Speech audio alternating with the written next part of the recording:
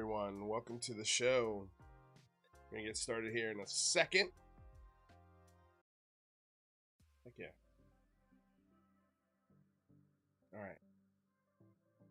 I don't know if I signed up for this music. Let's see something here.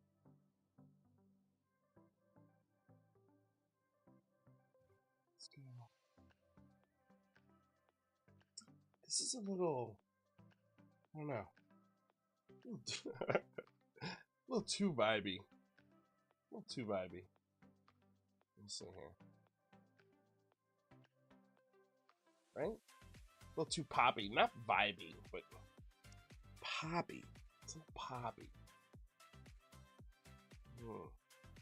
Let's see here. Where are we going? Looking for some good music for you guys before we start the show. Yeah.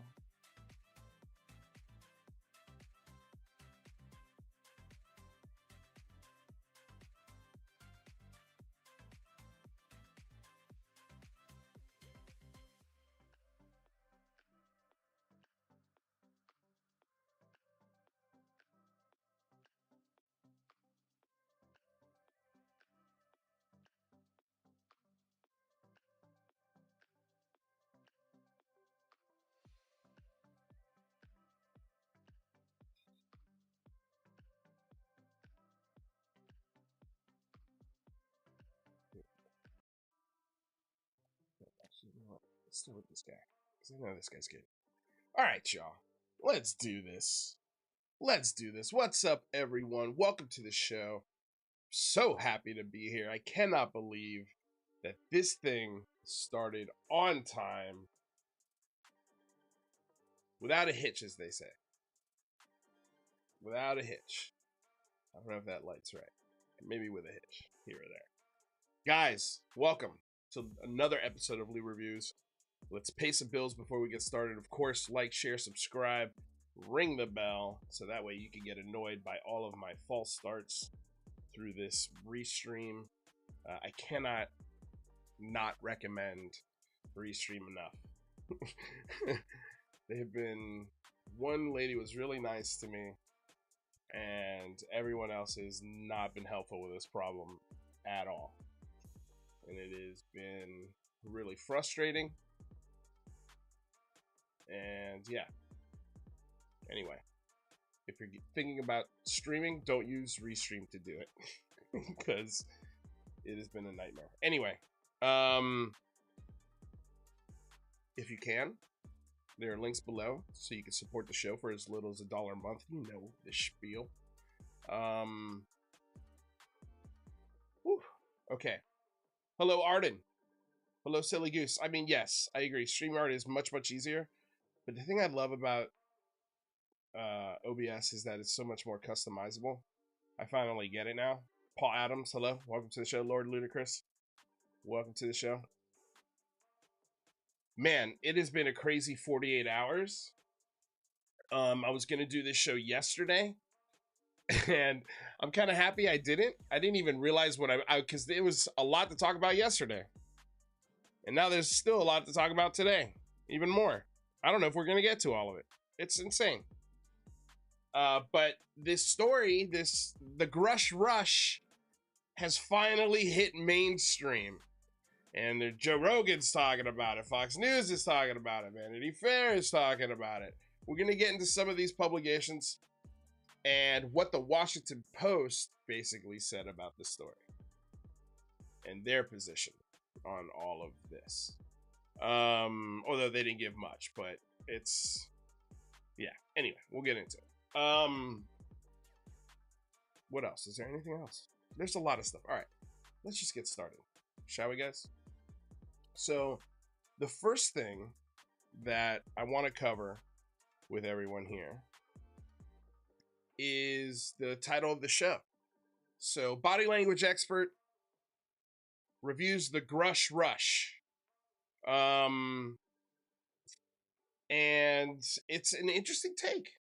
I was hoping, obviously, for my side to win, right? But the beautiful thing about this gentleman, Dr. G, as he is It's called, and I also included a link to the entire video in the description below. It's very short. It's only 8 minutes long, so we're gonna watch the whole thing. But he is Dr. G is a clinical psychologist. He's published, authored, entrepreneur, and currently conducts psychotherapy and couples therapy. He's also worked. I looked a little bit into him. He's also worked on jury pools, essentially, basing or testimonies of criminals and helping police or attorneys or defense teams, cross-examination teams, determine whether or not their client is telling the truth, or if he's lying or she's lying. So this is his profession. This is what he does. I'm hoping, and I think we're gonna get. There's another really great YouTube channel called the Body Panel Experts, and it's a team of 4 body language experts, and it's to me that's the best one on YouTube. They do a lot of. They did one on Bob Lazar. They did one on the Netflix Pennsylvania story. Is it Kecksburg? Was it Kecksburg? The UFO story there, and you'd be shocked at some of the results they came back with in both of those stories, and it was very, very interesting. So I would definitely go check them out. Maybe we'll do reviews of both of them, because I think they're both really interesting. And I would love for them to tackle the Grusg Rush, because I have a feeling we're going to be getting more interviews with Dave Grusch. And I think everyone is at the point right now where I got sort of into a back and forth a little bit with Tim McMillan, to where I got to a point where I was just like, I'm out. Like, I'm not going to go back and forth for 5 hours on this. Lou Reviews isn't the only place on the planet that's putting their hands up and going, yeah, I don't know about this one. I don't know about this one. Because there's not enough, there's no evidence. There's zero evidence to this story. Zero. And the fact that every single journalist that has helped break this story, publish this story, promote this story, which, by the way, I'll just shout out Tim McMillan and the Debrief and everyone over there. Like, they didn't, I believe they shut off the revenue on this article. So hats off to you, I suppose, for not making revenue on the article, but your name is out there in a lot of publications. So now you've got attention. And so I think that's a pretty fair trade, if you ask me, with a article this big. Because now it has gone mainstream, and it's gone mainstream, thankfully, in a rational direction for the most part, I think. And we're going to try and cover every aspect of this, because there's a lot to talk about. We'll also get a little bit more into the Tim McMillan back and forth, because I basically stopped at a video that I shared with him, and I think it's really significant, and nobody's really paying attention to it, and I'm not really sure why. They're kind of just going, oh, I don't know about that. You're gonna have to ask them. Get in touch with that press secretary, Lou. Okay, like we don't have to. We don't have to, because they say it loud and clear. But we'll get into that in a minute. So let's start with Psychologist analyzes the UFO whistleblower's body language. So let's get into it. I'm going to turn down the music even a little bit more. Actually, you know what I have to do? Is I had to just pause it over here. And then I got to come back over here. And then actually turn the volume back up over here. All right. See, like, you got to be kind of like a DJ. Hey everybody, Dr. G here. I'm a licensed clinical psychologist and body language expert, and today we're going to be analyzing the body language of the UFO whistleblower, David Grusch. David Grusch is an Air Force veteran and a former U.S. intelligence officer. All right. He claims that the U.S. has intact UFOs. Whoa. Gosh, my disclaimer. Thank you so much, Silly Goose. Thank you so much, Silly Goose. This is something that I'm just getting used to. Something that we're adding, making sure every episode we say this. So, Silly Goose, woo, good eye, my friend. I know you love and care for the show. Confirmed. Confirmed, silly goose.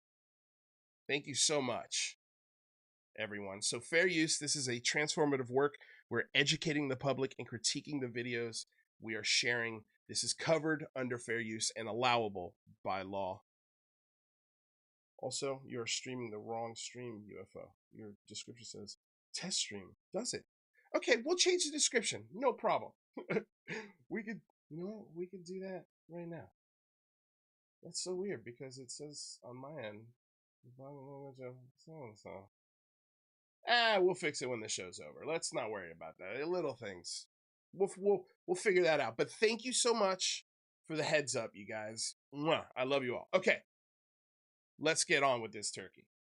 UFOs, as well as discover. And I'm not talking about Dr. G. I'm talking about the situation as a whole. You know what I mean? Bodies of pilots of non-human origin.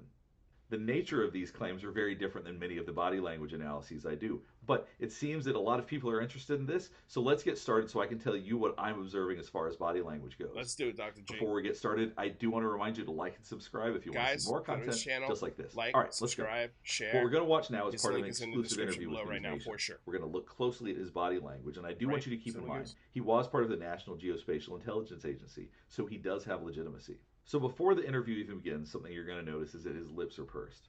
Now, what this can mean is it can mean lack of confidence. It can also mean stress, anxiety, or concern. Now, he's getting ready to do an interview on television. He's getting ready to talk about what he says are government secrets. That could make somebody feel any of those ways, but I just want you to keep in mind how this is starting. On secrets he says no one has ever shared publicly before. You are one of the most trusted former intelligence officials in the US defense and intelligence establishment. Yes, I was. So we're seeing a slight smile. That could be a nervous smile, it could be socially appropriate behavior, or it could be that he is preparing to deceive. We're going to have to see which one it is. You were trusted with the most intimate secrets. Yes. So right now he's nodding his head along with yes, as he's acknowledging that he's trusted with secrets. He's U.S. intelligence, so of course he's been trusted with secrets. I'd be shocked if he wasn't trusted with secrets. So that is true. And I want you to keep in mind that he does nod his head when he's saying yes, and sometimes he shakes his head when saying no. This can be very important. It sounds like a small point, but it's something that's going to be very consequential as we continue to watch this interview. Let's just watch it again. With the most intimate secrets. Yes. Grush sitting down with award-winning investigative journalist Ross Coulthart, who's reporting for News Nation. The end of your time on the UAP task force. The UAP task force was refused access to a broad crash retrieval program. So we're seeing the pursing of the lips. We're seeing the corners of the mouth go back. This is oftentimes associated with anxiety, concern, things like that. Now, once again, he's saying things that he says are secrets, so maybe that's no shock. But I just want you to keep track of all the little body language pieces that we're seeing. Okay, let's watch it again. Was refused access to a broad crash retrieval program. When you say crash retrieval, what do you mean? These are retrieving non-human origin technical vehicles, call it spacecraft if you will, Now, this is where it starts to be questionable as to whether or not his head shakes are consistent with what he's saying. So watch this again. Human origin technical vehicles. Now, right now his head's sort of bobbing, so you can't really say it's nodding or shaking at this point. Vehicles, call it spacecraft if you will. All right, so he was shaking his head, call it spacecraft if you will. Now, maybe he was doing that for emphasis, or maybe he was suggesting no as he's talking about spacecraft. Let's keep watching.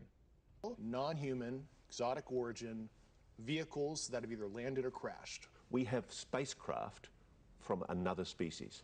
We do, yeah. How many? Quite a number. You're kidding. No. I thought it was totally nuts, and I thought at first I was being deceived. It was a ruse. People started confiding in me. They approached me. I have plenty of current and former senior intelligence officers that came to me. Now we're starting to see head shakes as he's talking about this, about current and former senior officers coming to him, that starts to seem a little bit more like he's not agreeing with what he's saying. Let's watch this again. I have plenty of current and former senior intelligence officers that came to me, many of which I knew almost my whole career, that confided in me they were a part of a program. They named the program. I've never heard of it. When he says, I've never heard of it. Part of a program. They named the program. I've never heard.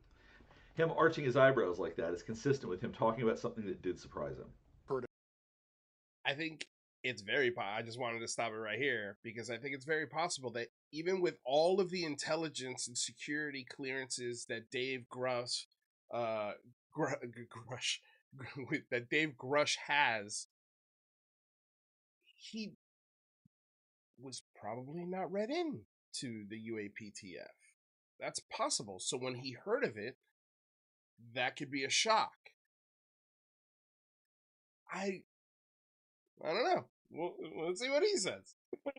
Heard of it, and they told me based on their oral testimony, and they provided me documents and other proof that there was in fact a program that the UAP task. So after he said that they provided me documents and hard proof, he did a hard swallow. Oftentimes we associate that with very significant amounts of stress. Does that necessarily mean he's lying? No, but we do oftentimes see it with deceitful behavior because people feel anxious after saying that. Maybe he feels anxious for another reason. But I can say maybe he's not confident. I'd love to know if Dr. G thinks if he's not confident in the information that he's giving. Because that, I'm curious if that's a part of the breakdown that the doctor is giving. You know, I don't want, that's the layman question, I guess, for the doctor. If he sees this, I doubt he will, but if somebody saw this that can answer that question, that would be interesting to know. Say pretty conclusively that that hard swallow after saying that would be associated with stress. Let's watch that again. And they provided me documents and other proof that there was in fact a program that the UAP task force was not read into. If you're telling us the truth, everyone, the entire American public. I wish he would do a breakdown on Ross Coulthart and the things that he says in interviews. That would be a project for you, Dr. G, if you want to get on something. That'd be interesting to get a breakdown of some of those conversations. Public has been lied to for decades. Yeah, there's a sophisticated disinformation campaign targeting the U.S. populace, which is extremely unethical and immoral. You are saying intelligence representative at a high level from the US government is saying publicly, we are not alone. We're definitely not alone. Absolutely, the data points. All right, now, this was from behind, but watch this. He says, absolutely the data points. Just watch his head during that. We're definitely not alone. Absolutely, the data points. Absolutely the data points. So that was a pretty clear head shake as he said that. Empirically, that we're not alone, yeah.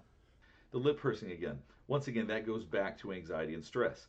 Does that mean he's lying? No, not necessarily. We oftentimes look for that in lying and deceit because people are stressed when they lie or when they're being deceptive. It could also be that it's stressful talking about or revealing secrets. Do we have species of... Well, it could also be stressful if the information you're putting out there is not very good and you're bringing all of this attention to yourself for not very good information. Maybe it's that. Maybe it's the stress of that.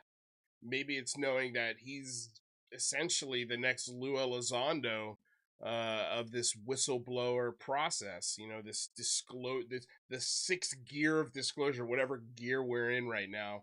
I don't know. You'd have to ask Lou.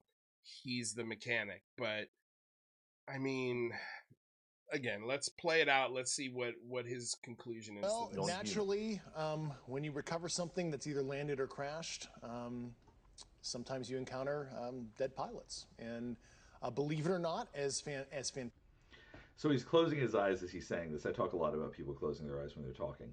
We oftentimes do that when we're thinking about something that we don't like. Now, does that mean that he's lying? Not necessarily. Sometimes it can be used as a way to deceive. It could just mean that he's thinking about something he doesn't want to think about or something he doesn't like. But it's a behavior worth noting. Let's watch him say this again. Sometimes you encounter dead pilots. And believe it or not, as fantastical as that sounds, it's true. And as we saw, there was a pretty vigorous head shake as he said, it's true.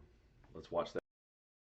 And real quick, also, you know that stress of him thinking about alien bodies isn't because he's seen the alien bodies or he's been on the same base as the alien bodies. That's been confirmed. He's never seen a picture.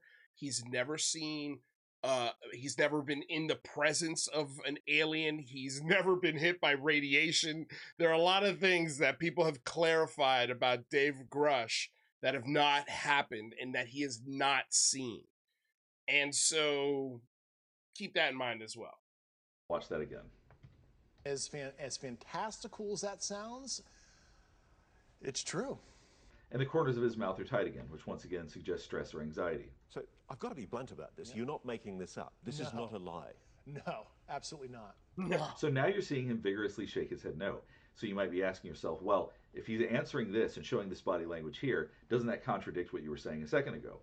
Well, not necessarily, because something that we see, and we see this on trials all the time, because normally I'm analyzing trials, is that when people are asked a question directly and they want to have a very strong point about it, they can have body language consistent even if it's not the truth. So they can say no and shake their head very vigorously. It's that it occasionally spills out. Occasionally they don't hide it well. Everybody watching this right now is looking at your face.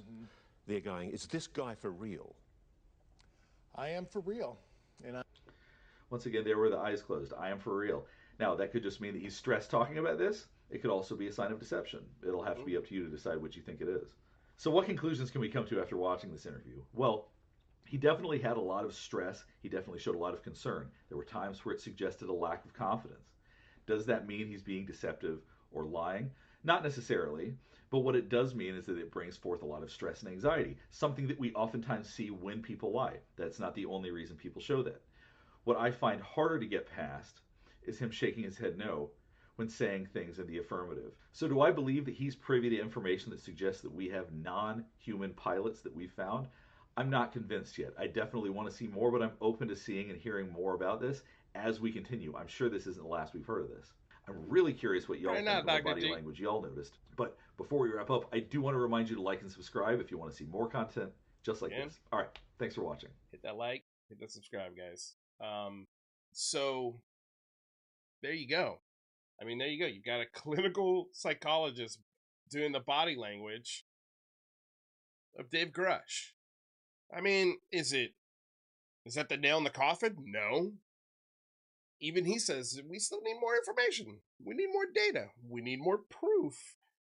Proof would be nice. Proof would be nice. So one thing he also said is like, it's hard to believe that everyone who reported on this, and again, publicized this, didn't ask the question or didn't find that it was important to follow up with, well, were there bodies? Were there, other than just the craft, were there occupants of any kind? Were they organic? Were they artificial? Anything like that. I mean, and it's so funny that it's so funny that they distance themselves from alien bodies, but alien craft, yeah, no problem. We'll speculate and talk about that all day. Like all day. And we won't ask questions about the occupants in these craft that have landed and crashed. We don't care about what's inside of them. What journalist would ask that? Like, why are they distancing them? Like Leslie Kean, like, okay, so let's listen to what Leslie Kean said on this. And, so this way it's not taken as me not, just saying things. Let me zoom out here so I can, there we go.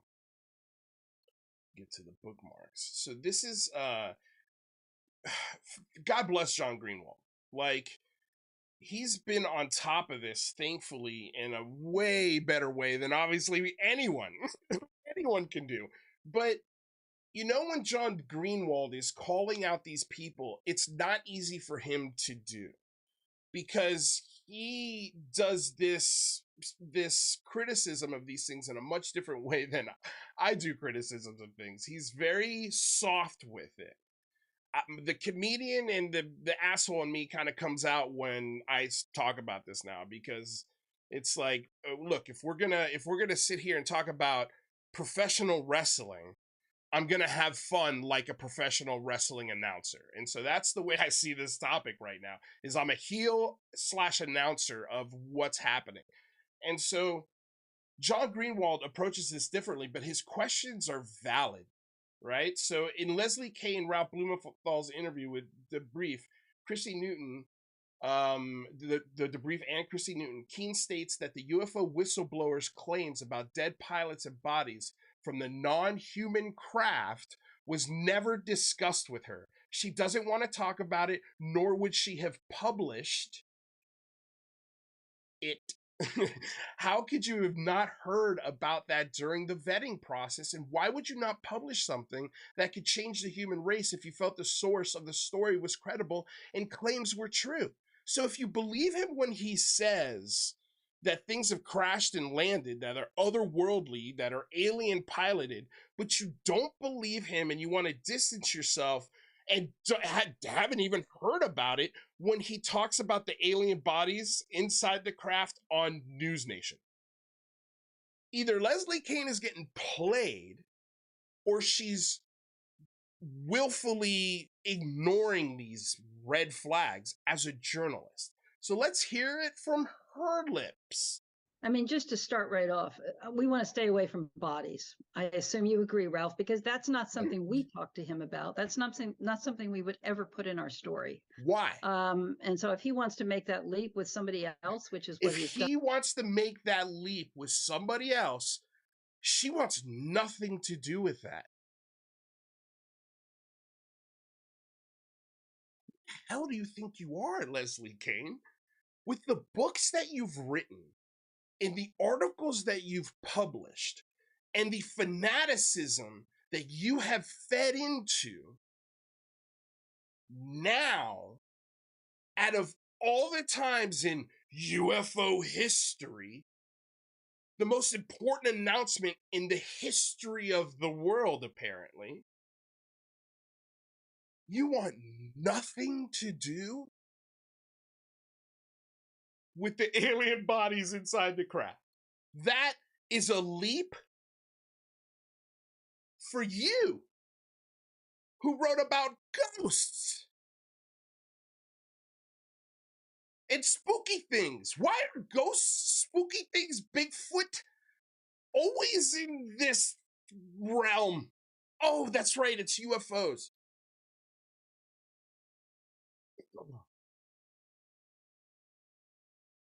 How do you guys not see this? How am I being a hater and a debunker for calling this out?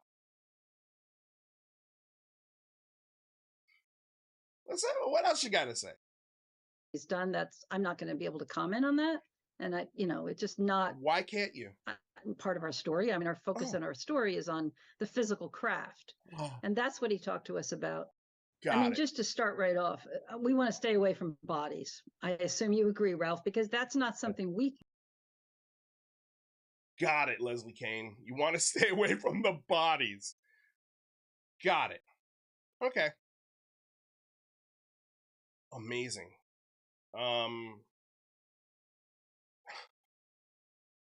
This is hilarious. I don't even want to talk about him. He's at this point a waste of time.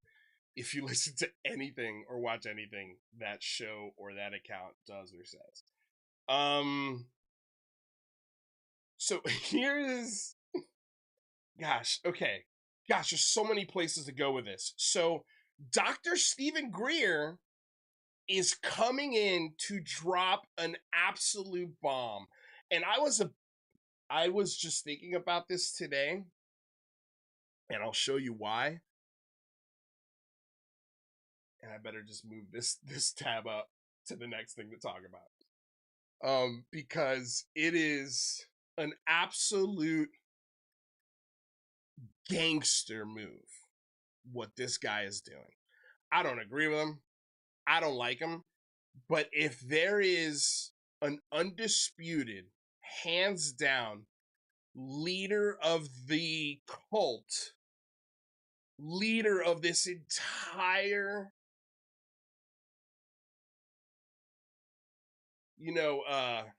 this entire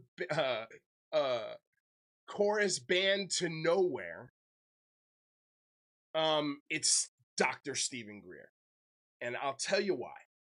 So here he is coming in. He sends out a tweet that says, warning, Dr. Greer met with this whistleblower in March of 2022 in Culpeper, Virginia, and has been providing him with information about facilities and operations. You can't make this shit up. Maybe you can, but this is fucking hilarious. And if you can't see that this is hilarious, you don't have a sense of humor. I'm sorry. Sorry. Like, this is hilarious. Okay, the guy who is, according to Lou Elizondo, selling false flag narratives of UFOs in the sky, which I think part of that might have some truth to it, as far as black tech that looks like UFOs that people mistake for alien tech, and that's exactly what they want you to mistake it for, if it exists. He says it 100% does. That's the difference. But so he links an article to, and not the debrief. It doesn't say the debrief. He just links an article with an Owly link, and then links another to his new film that's coming out in conjunction with another national press conference, a historic conference in DC, also coupled with the screening of The Lost Century, June 10th through the 11th, 2023, at the JW Marriott. And also, here is the schedule right here. Breaks down everything. Michael Schratt is a huge part of it. Good old Michael Schratt. He's going to talk about ET vehicle crash retrieval cases, and they're going to do covert man-made craft versus ET craft, data and illustrations. We've got new top secret witness cases. We've got the state of disclosure, but of course, we've got two presentations by Dr. Stephen Greer. One at 4, from 4 to 5:30. He's going to talk about new top secret witnesses that will appear to tell their story with the slideshow and illustrations. So here we've got Stephen Digna Jr., U.S. Army witness the V-shaped craft at Fort Irwin at Raytheon. Michael Herrera, who we've heard this name before, Marine Corps witness covert man-made ARV in Indonesia being loaded with drugs and weapons. DC Long, U.S. Army top secret facility at Fort Bragg engineering anti-gravity ET technology. So the last one is freaking hilarious. So yeah, he's apparently, DC Long is going to be talking about a top secret facility that is now no longer top secret after the 9th of June, excuse me. So yeah, so we've got that. Then you've got a special fundraising dinner, with the Disclosure Project, Intelligent Archive, and a Whistleblower Project. And then on, what do we got? Sunday here, we've got, Friday, Sunday, and Monday. What a weird schedule, man. What are you guys doing on Saturday? Oh, okay, got it, Saturday. Friday's registration. Friday's only registration. I missed that part. Sorry. Okay, so that's how they do it. All right. Wow. Let's skip all that garbage. Presentation by Dr. Stephen Greer, The Architecture of Secrecy, Counterintelligence and Disinformation, Weaponizing Technologies and National Security, with a short break and then some more witnesses with a closing Q&A, screening of The Lost Century, and How to Claim It. What a title for a film. Cannot wait to see this stock footage, cheaply made film by the Third Phase of Moon guys. It's gonna be absolute mediocrity at its best. And then we've got 9:30 to midnight VIP after party. Fuck, that's gonna be lit. That is gonna be lit, you guys. So you might be wondering, oh, by the way, on Sunday, or excuse me, Monday, the National Press Club event 2.0. And I have a feeling he's also doing this event to undercut the recording by Jeremy Corbell and gosh, I can't remember his name right now. But anyway, the first National Press Club event with Stephen Greer is online. It's 12 hours of old retired lawmakers just rubbing their temples going, when is this fucking thing gonna end? And now we're gonna get a second version of that, so buckle up. Now you may be asking yourself, well, can I watch this? Yes, you can. It's the only free thing that you can watch, and there is a link for it, and I think we're gonna do a watch party and watch it together, because I'm interested to see what Stephen Greer is going to put out in that National Press Club conference, because I have a feeling it's going to blow the shit out of the Dave Grusch story, and it's going to be a can of worms that UFO Twitter is going to fight about for centuries, and in 50 years, nobody will remember, or if they do remember this, it'll still be yelled about and talked about like a bunch of maniacs. But we'll see. Let's see what happens. We're going to, I think, do a watch party of that, because that sounds kind of fun. I'm not going to charge you shit to come to that watch party. It's going to be free. Just like, share, subscribe down below. I've already got the video up and ready to go. Look at that. I've got my notification on. I'm ready to go. There's already 130. There's more people waiting for this to start on Monday than there is in this show right now. So this is gonna be fucking wild, all right? And we're gonna talk about it as it happens. It's gonna be a blast. Okay, so getting back to this, the reason why I say this guy is him in the UFO world. He is the top getter, the biggest brass pelotas, as they say.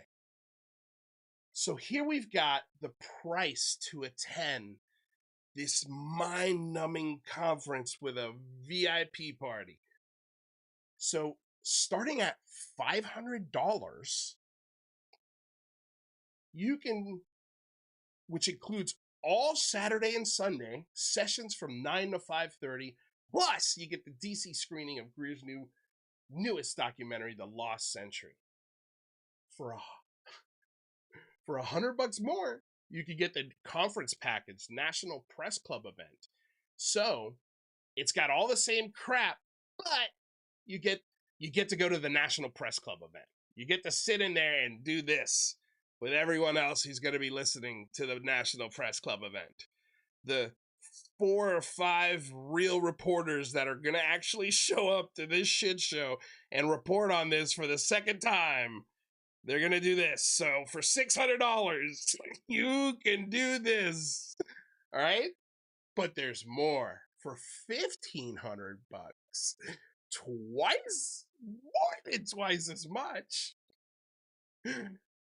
you can get all of that other shit, right? Plus an admission and VIP seating at the National Press. So you might get second row behind Robert Salas, who's going to tell his same fucking nuclear story again. Yes, another 28-hour droning of Robert Salas. I cannot wait. You can listen to them fall asleep next to you while the next presenter is up and running. But wait, there's more. This price, if you are paying Stephen Greer 5Gs,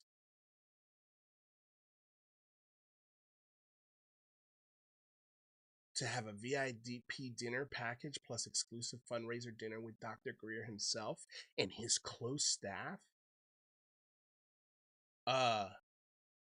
do me a favor. If you're watching this show, there's a Patreon link in the description below. There's a couple tiers there that you might be interested in. A lot.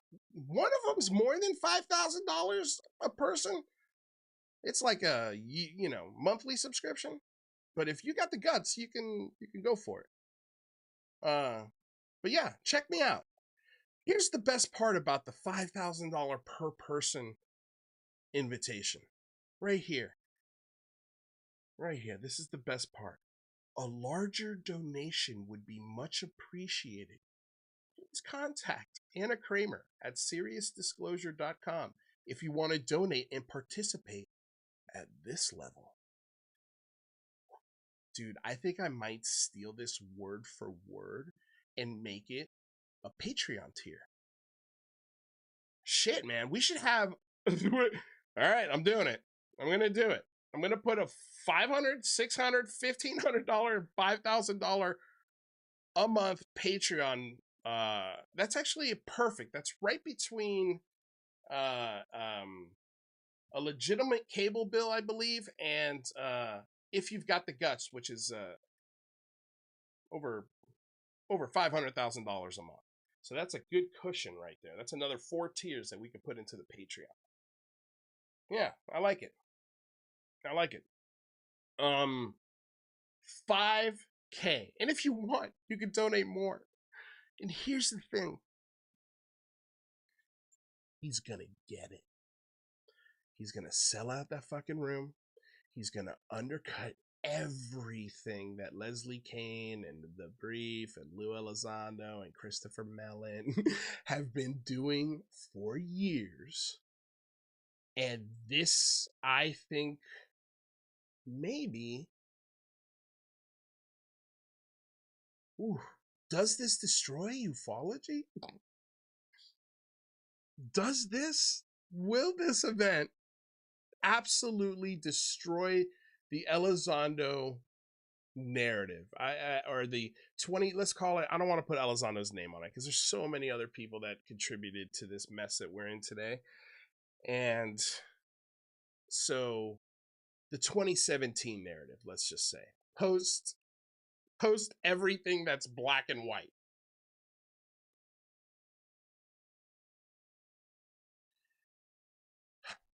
This is absolutely wild. Absolutely wild. He is the king.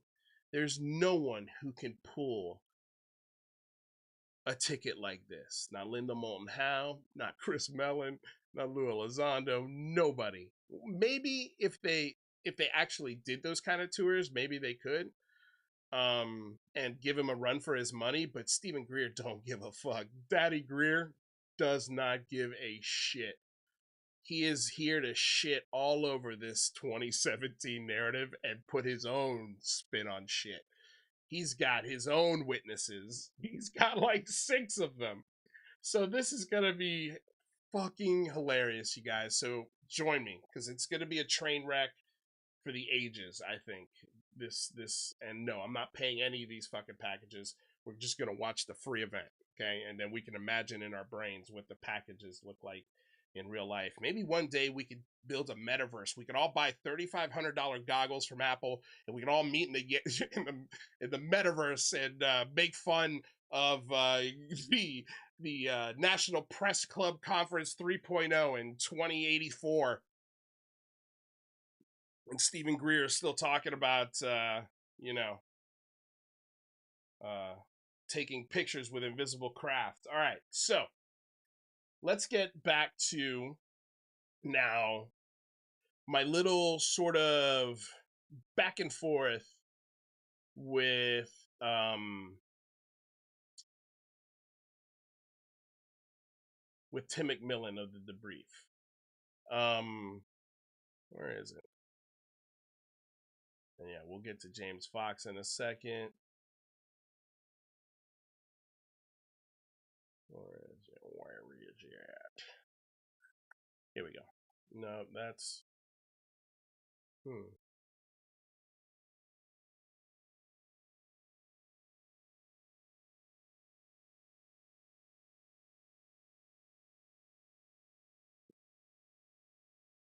I bookmarked it. What's going on? What's going on?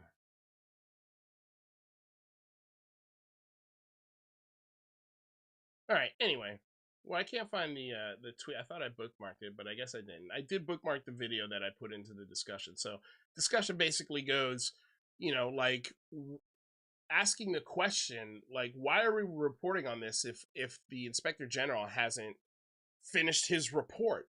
Like, how can you ask the questions of alien vehicles and leave out the part with the bodies in it? How can you, you know, what about the fact that none of the committee members that are privy to this information are saying anything about this? To which the reply was, well, if you had read or watched the Q&A with Chris on the Debrief channel, you would have seen this question had already been answered. And the answer was that committee members can't comment on an ongoing investigation. Okay, technically, maybe that's right, and I'll secede to that argument. I'll secede to that point. But that doesn't mean that they can't talk to fellow lawmakers and get a narrative out. And I think there are ways that you could comment on this story without impeding or infringing or disrupting the IG investigation as much as your article has disrupted the IG investigation. Because this article, its very existence is disrupting the entire process. Without a doubt. It's way, way more disruptive than a senator coming out and giving her 2 cents on what's happening publicly that has been put in the public arena. I doubt Congress would come down on Senator Gillibrand and throw her in prison because she publicly commented on an ongoing investigation that an article just told the whole world about and linked it to dead bodies and alien craft. Or excuse me, sorry, just alien craft. The bodies you guys didn't want to touch. It's too far a leap for the debrief to talk about the bodies. It's too great a leap. They're not going to go there. Okay, fine. But this video right here, I think, is the intelligence committees coming together and telling the world that this is bullshit. Just my opinion. This is my opinion. Okay? But here you have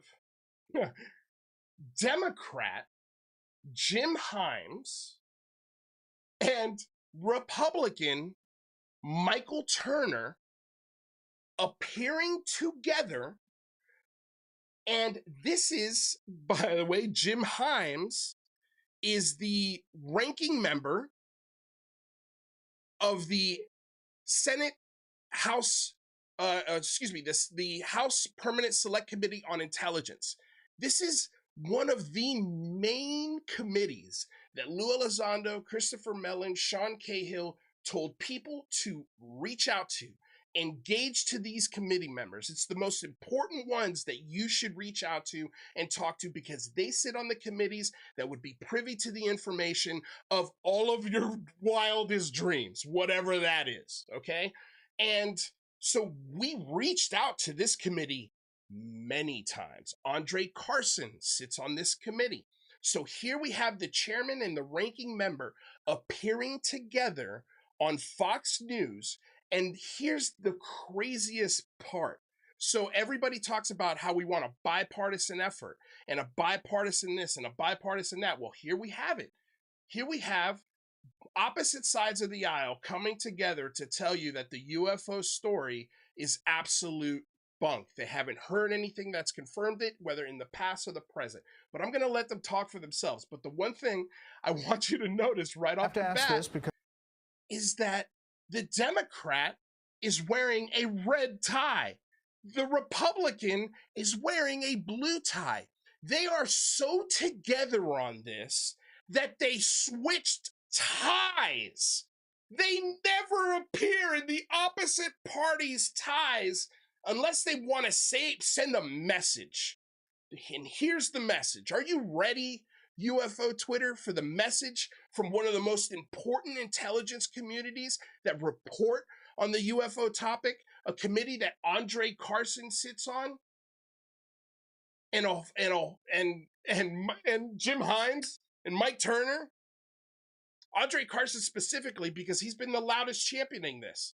And here are his ranking colleagues telling everyone what the deal is. Because it's in the news about unidentified aerial phenomena and the possibility that this whistleblower is accurate. We have spacecraft from another species. We do, yeah. How many? Quite a number. It's astonishing. These people are said to be well respected. Maybe I'll jump in quickly here and just say we did have a hearing. In fact, we've had 2 hearings in the last couple of years on this subject. And I asked a question in the second hearing. I asked, do we, because of course you hear this notion that's been out there forever that the United States government is hiding material, that we're hiding aliens or whatever. I asked a very specific question, which is, do we have any sort of matter, organic or inorganic or whatever, that we can't explain as to its source? Now, this was a year, maybe a year and a half ago, and the answer was an unequivocal no. Mr. Chairman, obviously part of the story is that they've held it from Congress, from the administration. I mean, it's pretty astonishing if true. Anything to weigh in on? Brett, this has been a story since the 1960s. Really, every decade there's been individuals who've said that the United States has such pieces of unidentified flying objects that are from outer space. There's no evidence of this, and certainly, it would be quite a conspiracy for this to be able to be maintained, especially at this level. Like, it would be such a big program and such a big drain on the budget that it would be too big to contain. Too big. Since the 60s, in government, impossible. Impossible. Impossible. You can keep things secret 10, 20 years, 30 tops, I think. Unless it's like the JFK files, but tech usually is public by that point, especially if the craft or the technology is retired. I mean, not every single aspect of it is given out, but you could figure out how they work. SR-71, you can go figure out how they built that plane, the materials it's made out of. That plane was probably secret for 20 years. You can't keep this secret for this long for 40, 50, 60, 70 years. You can't. An engineer, a scientist, a curious citizen, someone who actually cared about humanity, they exist in the government. They're there. And also, scientists don't like hiding things like this. That's not their MO. Someone would have come out, and someone has, with no evidence, and that has not worked on the program. It has not seen any pieces of the program. They just heard it from a guy. Another intelligence guy. Heard it from a guy who saw a guy who knew a guy. Trust me, bro. It's real. And I think these 2 congressmen coming out together and standing together on this and unequivocally saying there's nothing to these claims. It's impossible. It's impossible. And if we're accepting what they say when they're doing what we want, whether it's legislatively, building new offices, getting Aero, making sure that the government's talking about it and being as transparent as possible, here's the perfect reason why I think Senator Gillibrand hasn't said a word about it, other than there's an IG investigation going on. She tweeted today this is a major victory for voting rights and major defeat for those who sought to undermine the Voting Rights Act.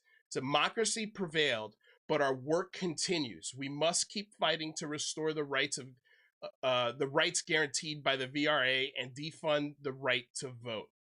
Breaking, in a surprise ruling, the Supreme Court ruled in favor of Black voters in a redistricting case and says Alabama likely violated the Voting Rights Act. The justices ordered the creation of a new, mostly Black congressional district in Alabama. Huge, huge civil rights news today. And this is something that Senator Gillibrand helped made people aware of. I'm not sure if she had a hand in. I'm not sure what role she played in making this pass, or bringing, well, obviously national attention to it, because the Supreme Court is who ruled on it, right? So, here is the responses she got to this historic news. It's about time. Stacking the court doesn't always work, right? So, normal. It worked for sole purposes. These guys get into it.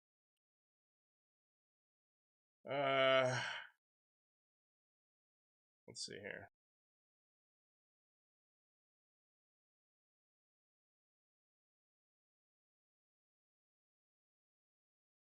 A lot of people have obviously commented on it since the last time I saw it. Let me see here. Where is...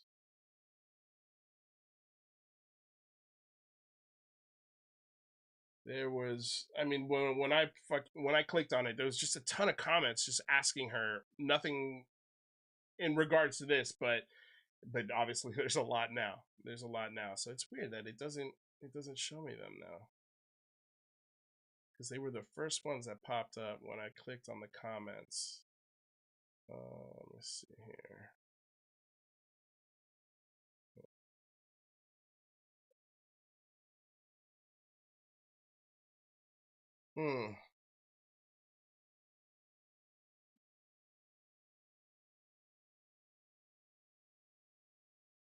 Yeah, I don't see them now.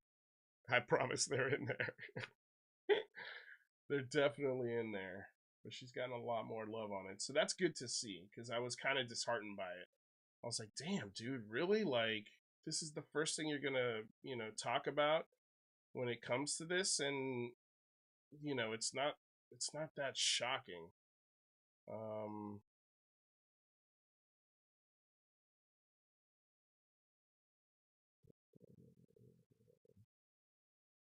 It's wild that, yeah, none of them are up here now. Maybe they deleted them? That's possible. I mean, I don't see one, and that's weird. Gotta find at least one, right? Or this whole point is moot. I'm wondering if they deleted them, man. Pretty wild.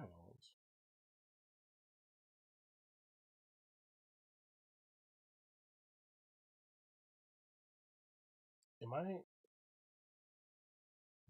That's probably why. That's why, because I clicked on the Associated Press link. Okay, so yeah, here is, just so everyone sees what I saw. All right, so here's her tweet about it today, 3 hours ago. I was like, damn, dude, like, how the hell did that happen? Yeah. So when you click on the tweet, these are the comments you get. Tommy Zito, thank you for all that you do, Senator Gillibrand. However, it would be important for you to comment on the recent claims that the government has attacked craft not made by humans. Britt, can we expect you to comment on the allegations by David Grush that the United States is in possession of UFOs? Is it true? Trevor Butler, a statement on the bombshell story from the whistleblower David G. would be nice, Senator. Uplifting tweet, Senator, please give us an update or a statement in regards to David Grush. They're scared. The UFO community is begging for her to come out and say something, so much so that they forgot the civil rights that she's talking about. But you know what, Senator? You made this UFO bed. The silence is deafening. Any comments regarding the whistleblower public about the crash retrieval program? Zorg, hello, Senator. We are still waiting for a comment regarding the stance on UAP whistleblower David Grush. When can we expect this? Thank you. Shake Leather, please release a statement regarding David G. Grush's allegations against the DOD. It goes on and on and on. This is great. Now can you please help crypto industry? Well, David Binland has got some other motivations to talk to the senator, but everyone else, David Grush, please make a statement. Do you have any comment or testimony of David Grush? Let's see, there's more.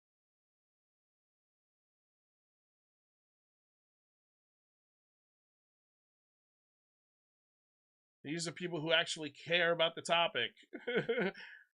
Talk about the UAP whistleblower. Bitch, if you don't address the goddamn aliens, oh, that's perfect. That's going to totally bring down stigma. Look at this. Wonderful. And then somebody tweets about fentanyl. That's all she got. That's all she got, dude. 2 quotes, 145 likes, 1 bookmark. That's me. That's me. Like, dude, this is what happens when you're not clear with the American people and stop inferring that these things are real. Because now they've got the whistleblower, blah, blah, blah, blah, and they've lost their fucking minds because they're not allowed to question the man with all the medals. They're not allowed to question the man with all the integrity. And you know, I fought for this country. I bled for this country. I saw brothers who died for this country. Therefore, you better not question a fucking thing I say. And that's not right. I'm sorry. That's not right. That's not how it goes. That's not the way the world works. Dave Grusch. That's not the way the world works, man. Like, come on. This is your fault, Senator. I blame you for this. And let me tell you, if you don't reply to these, if you don't say anything when the IG investigation is over, this is going to get worse. This might ruin your any sort of influence you had if you don't give this ravenous mob what they want, which is aliens, bodies, craft materials, and a program that they're all being worked on, because they need a confirmation that this is real, because they know uplifting tweets and Tommy Zito and Britt, they know it's not there. Is it? Is it uplifting tweets? Why don't you make a t-shirt of that? Make a t-shirt of that.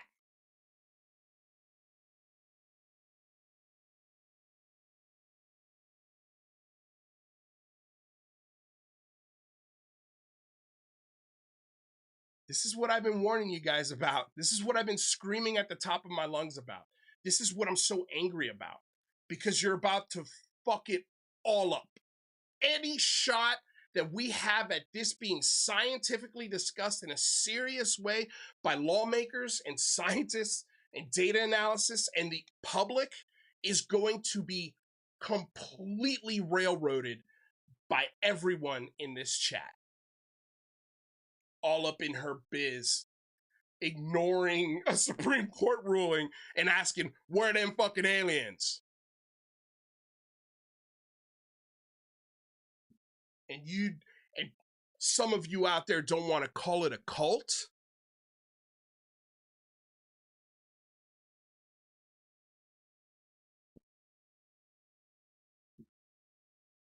When are you going to get angry with me? When are you going to demand better proof? Because like I said from the very first Big Phone Home, we should be able to determine what comes out.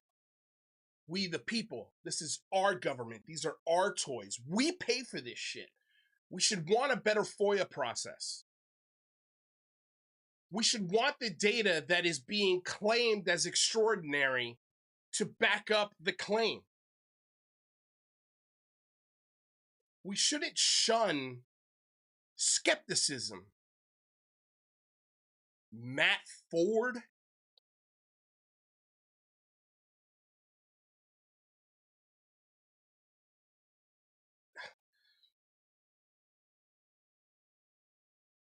Unreal, man.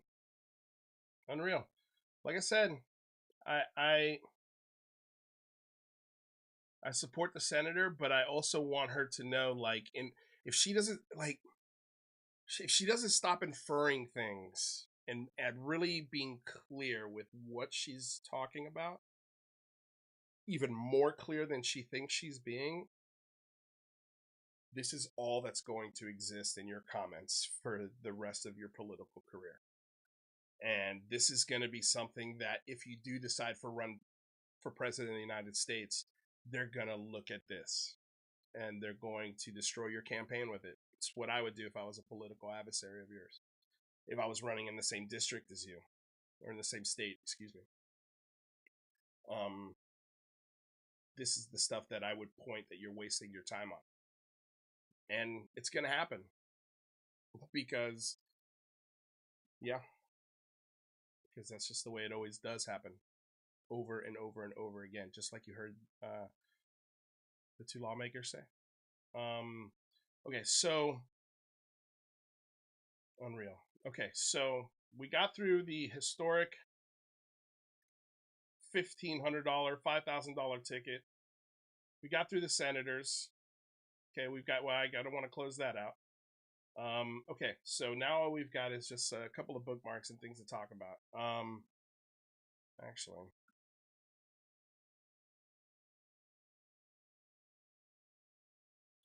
this, so you guys don't see what I'm looking at.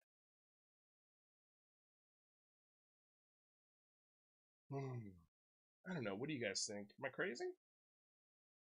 Am I crazy? All right, so we got Tim McMillan out of the way.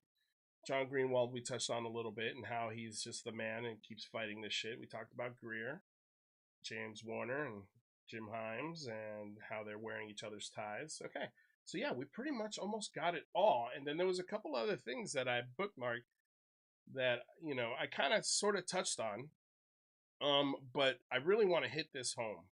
So James Fox, let's see if I've got this tagged somewhere. No, this isn't like response to it, so. Oh, here we go.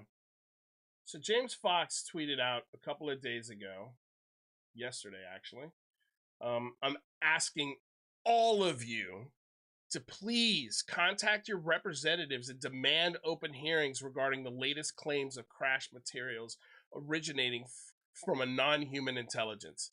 This is coming from one of our highest intelligence insiders ever.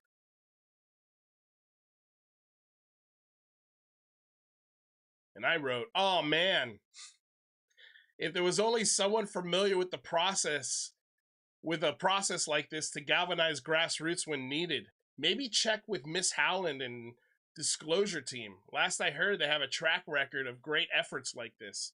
I'm sure there's a website with templates and links to call. To which I got a ton of replies. People actually would like to see this come back, which is interesting. And when I say a ton of replies, I mean about 4 people would like to see the phone home come back. Look, I'll never, ever, ever say never. Maybe we can, you know, I wouldn't mind doing another phone home if, you know, again, the emphasis was, you know, making FOIA better. I'm not going to do a phone home to call senators to ask them to do a UAP hearing on a guy that's not bringing any factual things to the table. I would not do that even if I was full-blown Elizondo best friend right now. Like, I would look at this stuff, I'd be like, yeah, I can't do that. I can't do that. Like, it's just not there yet. You know, and then this got me to thinking, what happened to all the 365 a day year activists? Where'd they go? This is, I believe, these last 48 hours, 72 hours have classified as part of the 365 day a year calendar. Where the fuck are you guys? Where's UAP Media UK? Where's Graham Rendall? Where's Vinnie Adams? Where's your co-host? She who shall not be named. Where's she at? I thought this was like her forte. DC lobbyists, what happened? Where's all your galvanization? Where's all the grassroots? Where's all the organization and outreach? Where is it? Where is it, Zignal? Where is it, Danny Z? Where is it? Andy from that UFO podcast? Where is the 365 day year activism? Because guess what? I haven't seen any of it. None since the Big Phone Home 3. None of you have done anything to make this conversation more important. None of you have done anything to elevate this other than to interview your heroes and the people that you will never question because you're afraid. You're cowards. You're cowards. The money's too good. It's too good. They'd much rather do photo ops with James Fox and go visit the site of the Calvine UFO, whatever that thing is, than ever galvanize or try to start something that actually changes the conversation. If this is such an important day, where are you guys screaming for public UAP hearings? Where are you?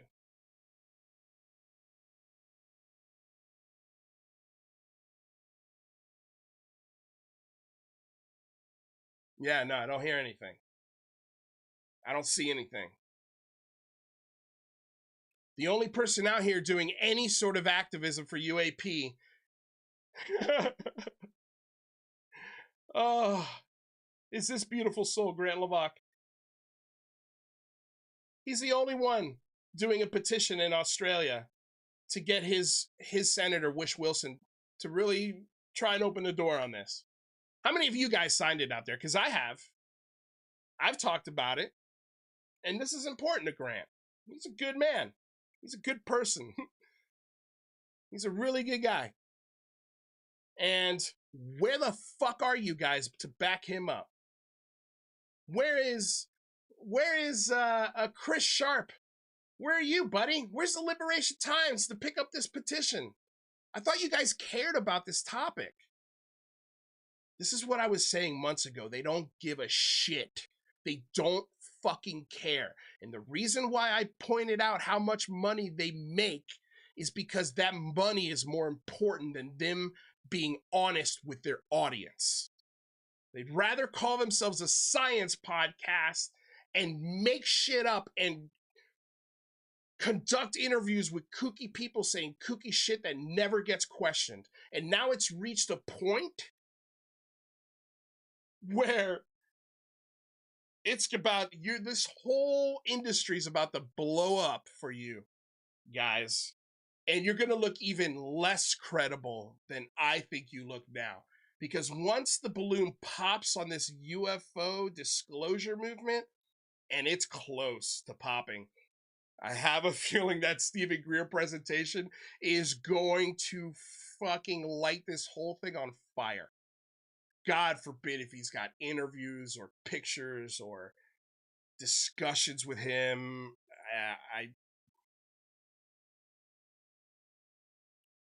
It's going to get interesting is all I'm going to say. Okay? None of these people give a shit. All they want to do is charge you $5,000 for a private dinner, and all these guys want to do is charge you a bunch of money to get secret access to shit that doesn't matter. And they want to be the guy who charges $5,000 for a VIP meal to talk about spooky UFOs. I don't know why anyone would want to actively make a presentation at any of these UFO cons. They're embarrassing for the most part. I mean, maybe they're great ways for people to get together socially and party and meet each other and face-to-face time. But everything outside of that, I think, is a part of this problem. This just, as Cambion likes to say, a UFO circle jerk. It's just ridiculous. And I love that all of this stuff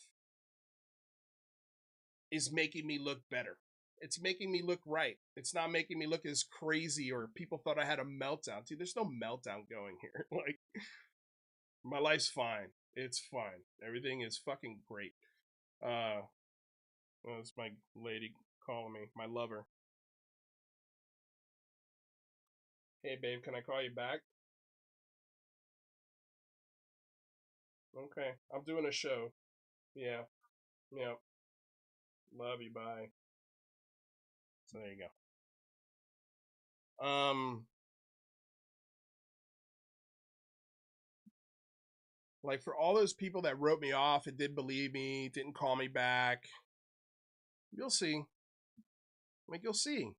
I tried to warn all of you guys about this shit. And I see some of you are still fighting and trying to put a good face on it. Like, I know, Ryan Sprague, deep down in your soul, you don't believe this shit. You don't believe this. I don't care what you say publicly. I don't care what you email me. I don't care. You don't believe the Dave Grusch narrative or story as of right this second. I know you don't. I don't know. I'm guessing. It's a really good guess, though. If I had, again, endless money in the UFO casino, I'd put all my chips on Ryan Sprague does not believe anything in that debrief story. But that's just a guess. I don't know that. It's just really weak, man. Really weak of all of you to not call this stuff out. But it's, again, just like the Big Phone Home 3 for me, it's a clear line in the sand who's in this for real and who's in this for bullshit. It's a real clear line in the sand. And you can see who's in this for what reasons. I'm still over here doing a show for nothing. I'm like, what? Did we get any super chats? I don't know. Let me see.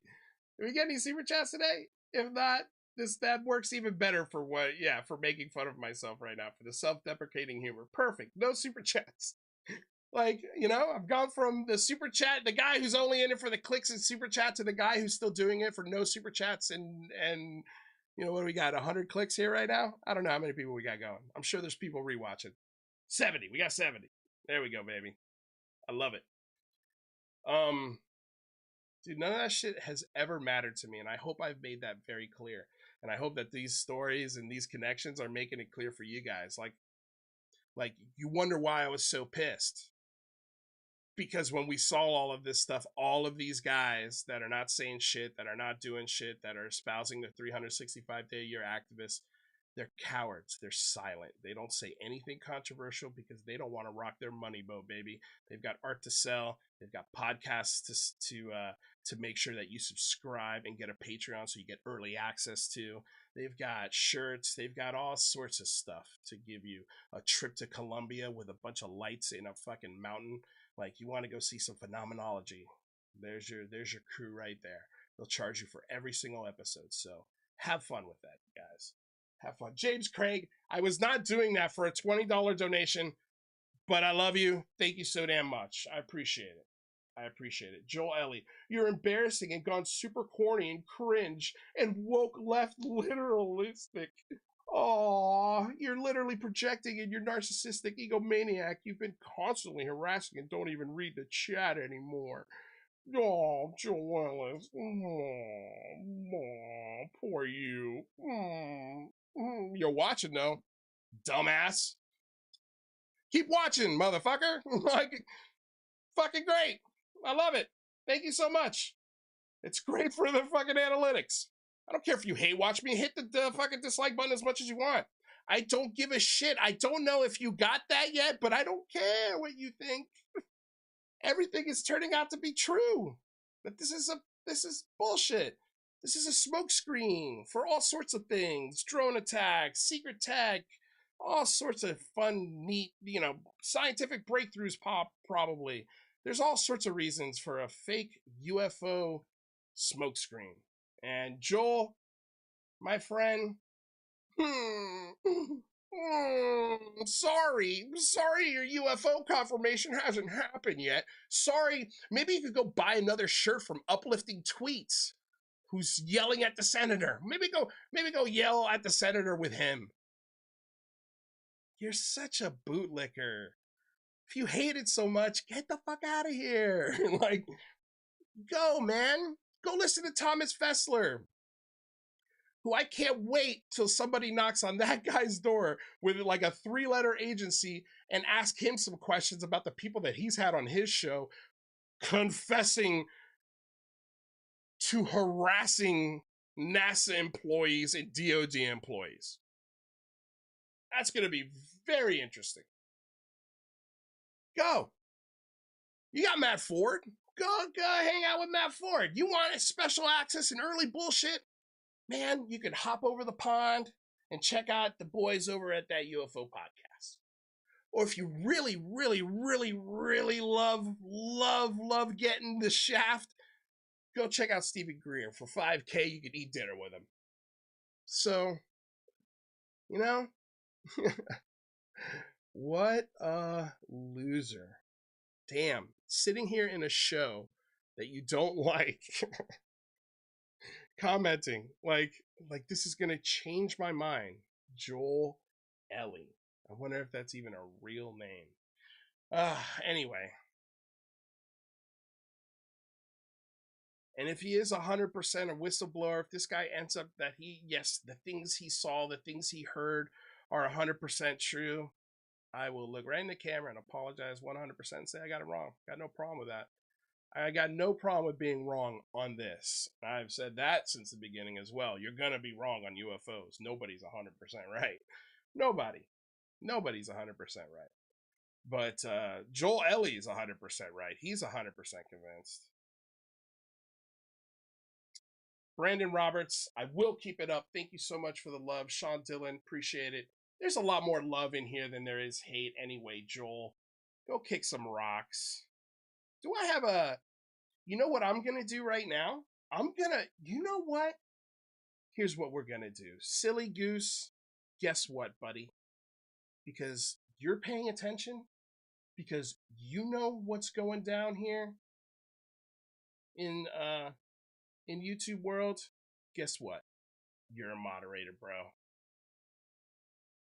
You're a moderator. Can manage blocked words and change chat modes in live, and also has capabilities of standard moderators, or can review and remove chat. I'm going to give you the second one. No offense. But I don't want strangers managing my chat.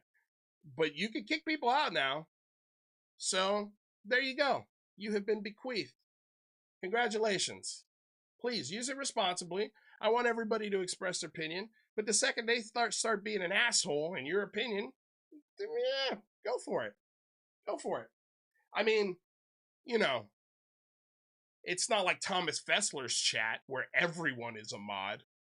Every single person in his chat is a mod.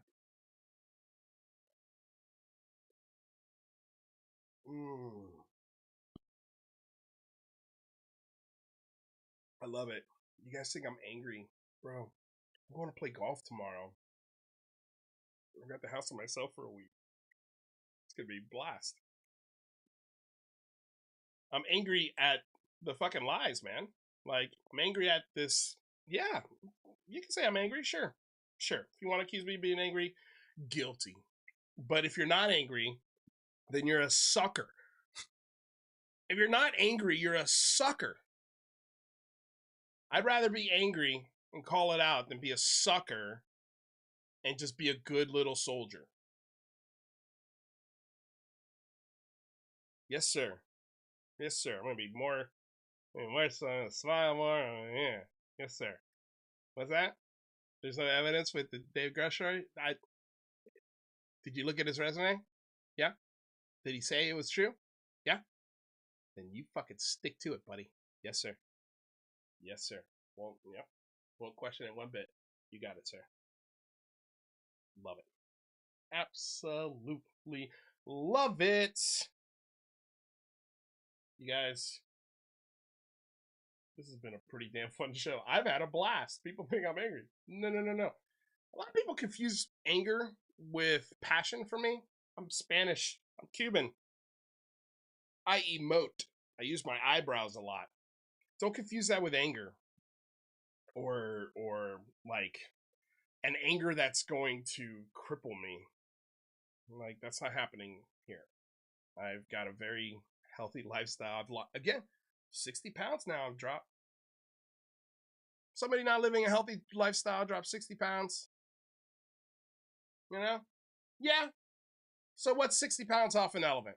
It's 60 pounds lighter. That's what it is. All right? So I'm going to take it. I'm going to take wins where I got them, guys. Take wins where I got them. Let's see. Is there any other bookmarks I wanted to talk about? I think I wanted to, this is great right here. Kurt Collins, your UFO story coming under attack for lack of evidence? Play the cover-up and disinformation card. UFO chance. Blame it all on disinformation agents. This card may be kept until needed or sold. Get out of jail free. This is okay. Yes, this is something I wanted to touch on, and this is great because friend Keith Clore, someone who helped me get out of this UFO rabbit hole, and I owe a lot of this sanity to, and has made my life better since December or November, September, whenever the hell it happened. Man, we interviewed. I just saw the old video. Looking back at it, we interviewed. Our last interview with Lou was in March of last year. Man, absolutely crazy. It feels like it doesn't feel that long ago. Weirdly. Anyway, let's read this article because, hey, we wanted that mainstream news coverage, right, of the Grusg Rush. So here we go. On Monday, a headline-grabbing story about UFOs began to light up certain corners on the corners of UFO internet, or of the internet, not UFO internet. Intelligence officials say that U.S. retrieved craft of non-human origin.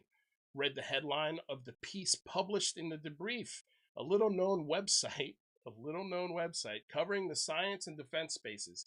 In the story, a former intelligence official turned whistleblower, David Grusch, alleges that the U.S. government is in possession of partially intact craft of non-human origin, information about which has been illegally withheld from Congress. Grush, the piece says, provided such classified information to Congress and the intelligence community inspector general and filed a complaint alleging that he suffered a legal retaliation for his confidential disclosures reported here for the first time. Dude, again, like, this sounds just like everything that Lou Elizondo has been saying over and over and over about the internal, corporate terrorism, getting demoting, so, suffering illegal retaliation is really the word I was looking for. It's just so, the bells, man, that this thing hits is crazy. So anyway, the story was written by Ralph Blumenthal, who spent more than 45 years on the staff at the New York Times, and Leslie Kane, an investigative science journalist known for her writing on UFOs.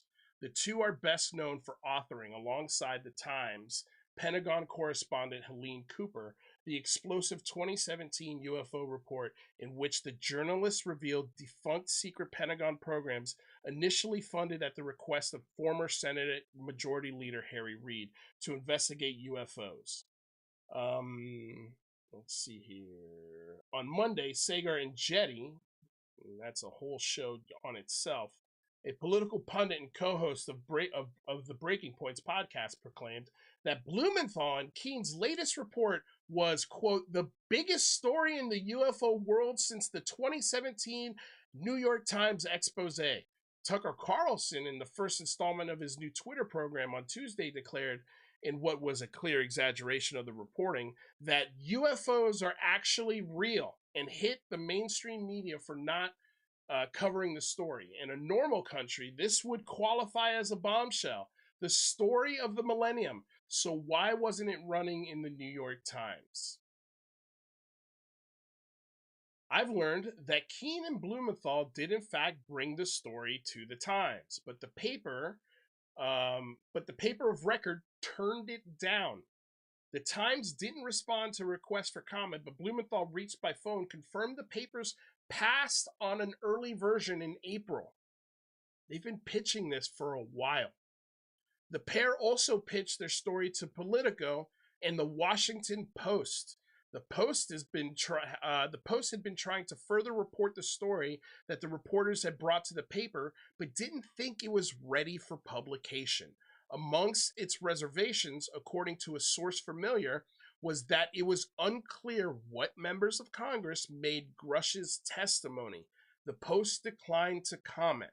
It's wild. So the Post said, no, thank you. We need more facts. We're not going to print it now. We're not going to rush it to print. We need more facts. Politico, which a source familiar noted, it's probably Brian Bender, had the story for mere days, while the Post had the story for weeks. Also, wasn't able to turn around the story at the speed that Keene and Blumenthal wanted. Blumenthal said every piece of journalism Politico publishes goes through a vigorous editing process to ensure we are providing accurate information for our readers. A political spokesperson said in a statement to Vanity Fair, though we were interested in the submission, the authors insisted on a guaranteed publication date that would not have allowed us to complete our process and meet our standards. So, Tim McMillan and everyone at the debrief, when you're getting shit that your standards are too low, it's not just internet idiots like me and John Greenwald and Stephen Greenstreet and a whole bunch of other people. It's Vanity Fair, it's Washington Post, it's New York Times. Like, all of them passed. They passed. Don't let anyone sell it to you any different. There was no facts with it, and that's why they passed. But for some reason, Tim McMillan wants to get mad at people like me for simply pointing that out. It's unreal.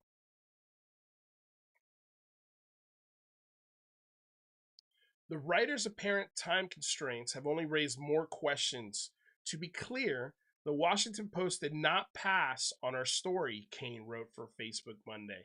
Ralph and I took it to the debrief because we were under growing pressure to publish it very quickly. Blumenthal told me that the circumstances, including that Grush's identity as a whistleblower, had leaked out on the internet, which is such bullshit. That's such a lie, man. It did leak out on the internet, but it had been leaked out for weeks. For weeks. They're making it sound like it just came out. We need to get Rush this. Oh my God, oh my God, oh my God. Like, you had people like Sawan and Milkfart, and they were actually attacking this guy, which is weird. People have been sending me pictures of them attacking Dave Grusch, and now he's their hero. The switch is, I don't know what's going on there, but there was some hate for him at the beginning, apparently, when his name leaked. And now there's nothing but absolute yes, sir. Yes, sir. Let me lick the boot, sir, please, with this guy. And so, dude, it's... Grush's identity as a whistleblower had leaked on the internet, pushed them to publish sooner than we'd hoped. If there had been no leaks, it might have been different, Blumenthal said. But people on the internet were spreading stories. Dave was getting harassed phone calls, and we felt the only way to protect him was to get the story out. When the pair realized the Post just needed more time and that there was no clear sense of when we might finish that process, they took the story to the debrief, an outlet that had published the two before and was, quote, willing and able to move quickly, he said. Now, out in the world, the reporting process is raising even more eyebrows. During interviews on News Nation with both Grush and Keene, it became clear that neither had seen photos of the alleged craft. News Nation's Brian Enton asked Kane about the lack of receipts. Quote, he has the credentials, but there's no documents that he's handed over. There's no pictures, and as a journalist, you want to see documents, you want to see pictures. But Keene said the lack of documents or photographs did not raise any red flags for her because, quote, all of that information is classified, dum-dum. It's classified. You're not going to talk about it. Duh. She believes it. She believes it, she said, quote, because all of the sources I have who have told me the same thing, I don't think there's some conspiracy among all these people who don't know each other to make things up like this. But they do know each other. They do know each other. The Secretary of Intelligence. Like, come on, man. So we're talking about Chris Mellon, you guys. The intelligence leader. The UAPTF. The whole thing. The whole thing. He does know that. And Stephen Greer looks like he also knows Stephen Greer. As an extraterrestrial, even as extraterrestrial life has moved to the fore of mainstream news media in recent years, The lack of first-hand accounts or available physical documentation to support such claims of such mysterious aerial phenomenon has been a barrier to entry for many journalists and mainstream outlets. A number of publications have picked up the debrief story, some noting their skepticism. Since its publication through the Times and Post have not, what feels missing to me is that there is still no one involved who says, I saw this thing, I touched this thing, or I recovered this thing on this date. In over 75 years of history, that's always the level of specificity that is missing from these stories. Journalist Garrett Graff, who is currently working on a book about the U.S. government decades long quest to study UFOs, told me the deeper you get into covering UFOs, the more almost all of it feels like an intergalactic game of telephone. Still, during his News Nation interview, Grush painted what would be a monumental escalation in what the public knows about research into extraterrestrial life on Earth. These are retrieving non-human origin technical vehicles, call it spacecraft if you will, non-human exotic origin vehicles that have either landed or crashed, end quote. Grush told journalist Ross Coulthart, claiming that the U.S. has even retrieved dead pilots from such objects. Quote, dead pilots. Another quote, I thought it was totally nuts, and I thought at first I was being deceived, and it was a ruse, Grush said. People started to confide in me, approach me. I mean, we've heard all this stuff before. So in a response to the report, DoD spokesperson Susan Goff told News Nation in a statement, to date, AARO has not recovered or has not discovered any verifiable information to substantiate claims that any programs regarding the possession or reverse engineering of any extraterrestrial materials have existed in the past or exist currently. AARO is committed to following the data and the investigation where it leads. Last year, we were screaming at the top of our lungs, yay, we got AARO. This year, we're screaming at the top of the lungs, hey, fuck you, AARO. Fuck you, AARO. Fuck you, Susan Goff. Who put that narrative out there? Who put that narrative out there? Who put that narrative of, where's the word I'm looking for? Illegal retaliation?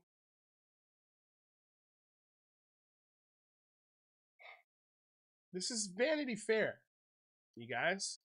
Telling you, yeah, they didn't do a good job. And the way they talk about the debrief is very, it's very telling. It's very telling. Published in the debrief, a little known website.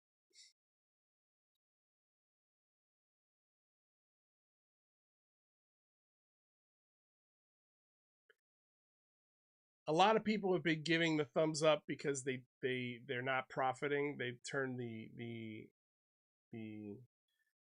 monetization off on the article. But this right here, people, you know how many people today read this in Vanity Fair and saw this coupled with a little known website? Well, shit, I got to check that out. The advertising, the free advertising that they got is a really good exchange for turning off the monetization.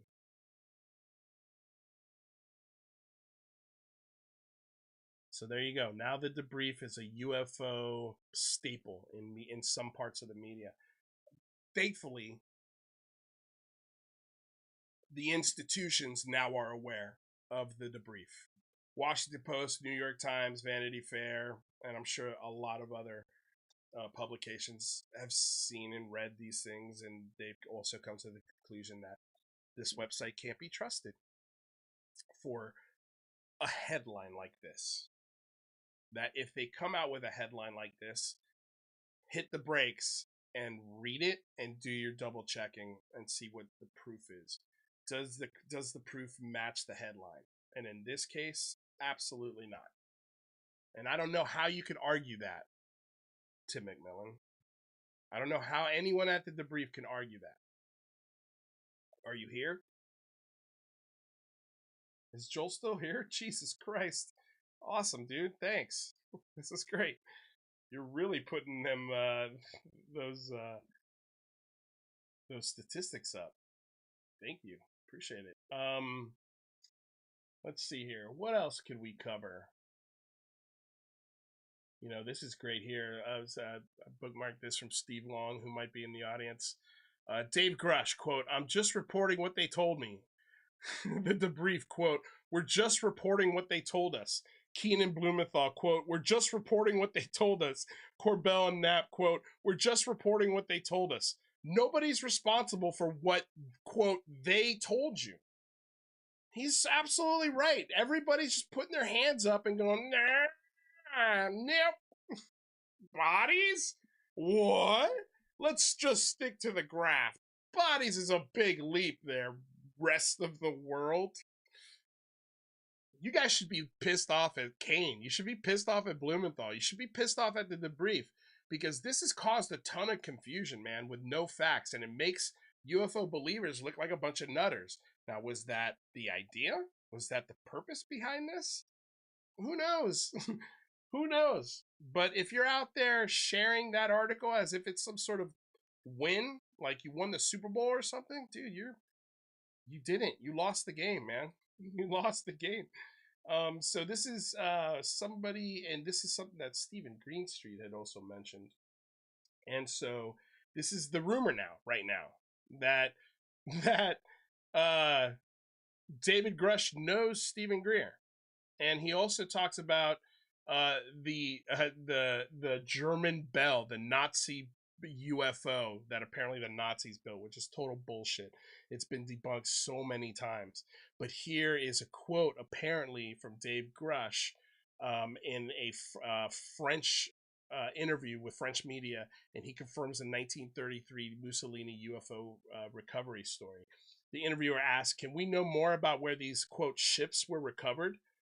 David Grusch responds with, "One was recovered in Italy in 1933, which is the earliest case I've been briefed on. I can't talk about the others." Interviewer asks, "What allegedly happened there?" In 1933, a bell-like craft around 10 meters in size was recovered in Magenta, northern Italy, and was kept by Mussolini's government until 1944, when it was recovered by agents of the OSS.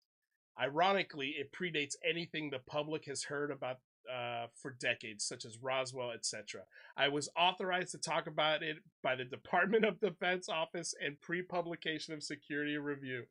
Again, like, he throws around this, the DOPSR as some sort of, it's got to be true because this office let me publicize it. And the Defense Office for Pre-Publication and Security Review means that if you're going to say something and you're going to print something, you have to run it through a board, a checkboard, and that's who this is. And that board goes through every single word that you're going to talk about or present in writing and determine whether or not it's classified information. Do you think if a bell-like craft recovered in 1944 that was recovered by the OSS and was an alien spacecraft, that the Department Office of Pre-Publication and Security would just let him talk about it?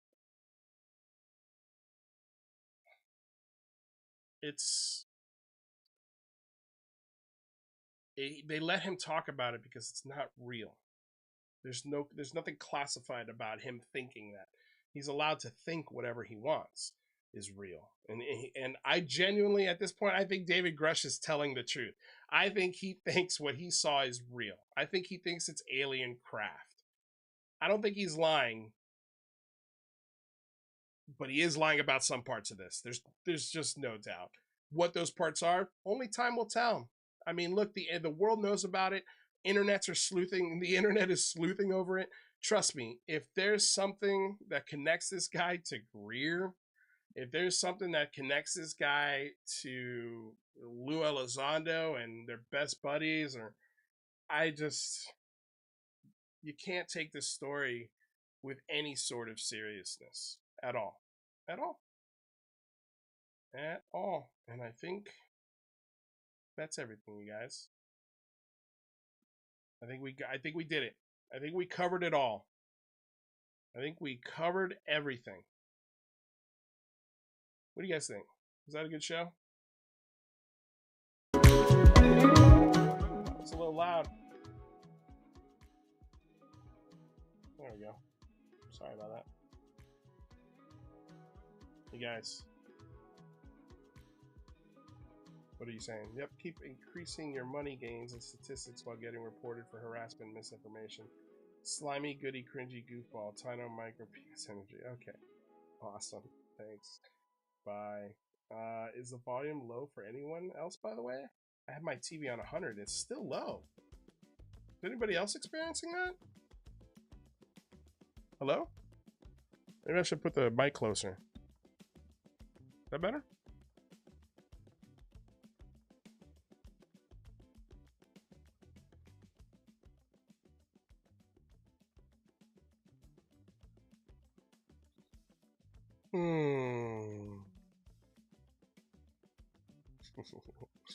Yeah, I gotta change the title of the show.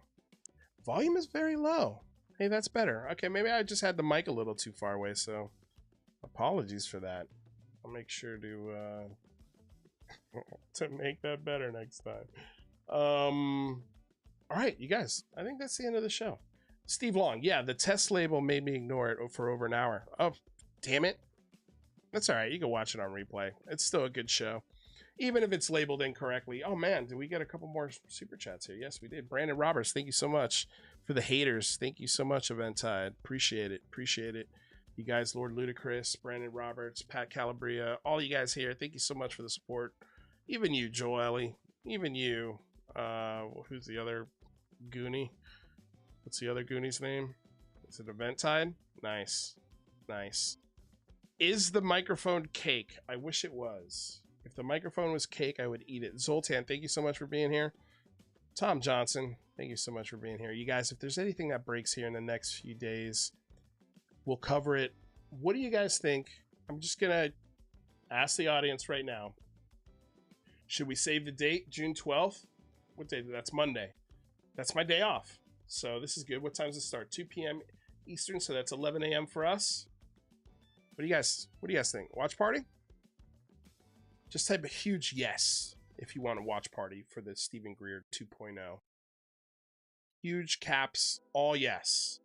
And if you're watching this on replay, hit caps, all yes, down below. Let me see here. You know what?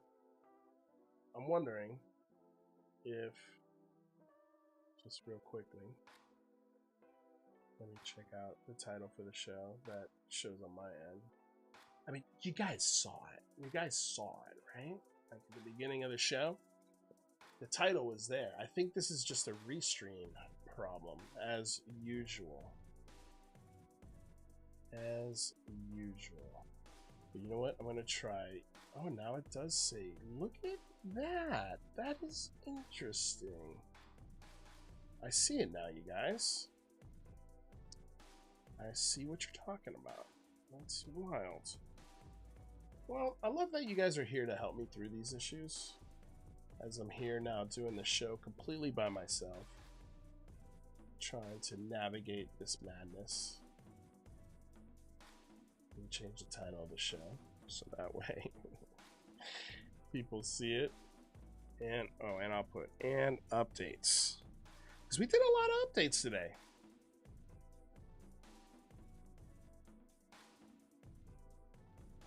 And updates on Grusg Rush. What do you guys think? The Grusg Rush? It's a pretty good name for this, right? Save that. Let me do this. I'm going to update everything right now with you guys on the show in real time. Because why not? Why not? Read some more comments. Let's see here. Yes. Okay, I got a bunch of yeses. I love it. I love it. Awesome. Okay, so we're going to get that done. Monday, 11 a.m. Pacific Standard. I'll make the thumbnail. I'll make the 2 streams. We'll get it. We'll get it done. We'll get it done, you guys. Let's see here. Copy all of this information. Let me put it over here. Boom. Save. You know what? Let me Also, might as well. Let's update the thumbnail too, right?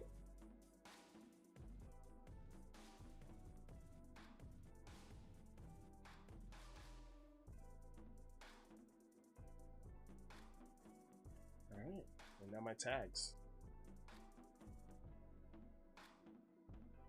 What do you guys think of these jams, man? Like, you guys don't realize I'm definitely now losing money on this show.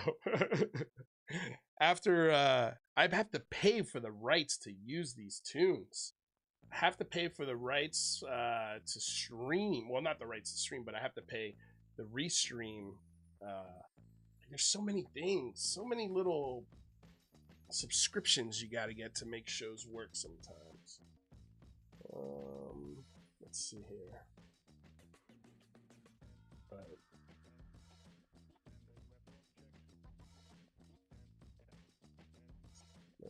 Let's do this. Let's delete this one, shall we? Delete that forever. Forever deleted. All right. So now what does the title say, you guys? Is the title fixed? Let me know. Refresh your pages. Let me know if that worked. I'm sorry that these streams are absolute nightmares for me to start. I promise you it's not my fault. Thank you guys for the retweets and letting everyone know where they can find the show. Arden, I see it. Thank you so much. I really appreciate it. Gotta figure out why these things are called test streams, but we'll figure it out. Anyway, you guys, killer show. I had a ton of fun. Yeah, like I said, if anything happens here in the next few days when it's worthy of covering, we'll be here. I'm sure we're gonna get something. If not, I'll see you Monday at 11 a.m. If I don't see you till then, have a killer rest of your week. Have a killer weekend, and see y'all next time. Peace. Peace.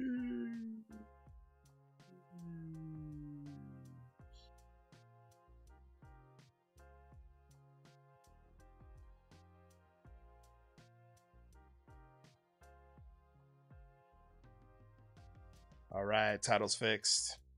I love it. You guys, Brandon Roberts, have a great weekend. Steve Long, thank you so much for being here. Let's connect maybe this weekend if you can. Send me a message, man. Let's get you on the show. I'd love to pick your brain. Maybe you, me, and Matt Rye could sit down and just talk. I think that could be fun. And yeah, we'll be here. Maybe I'll put together. Let's see who I can find. Let's see who I can find to come hang out with us at this watch party. Could be fun. Could be fun. Anyway, you guys, have a killer week. Love y'all. Peace.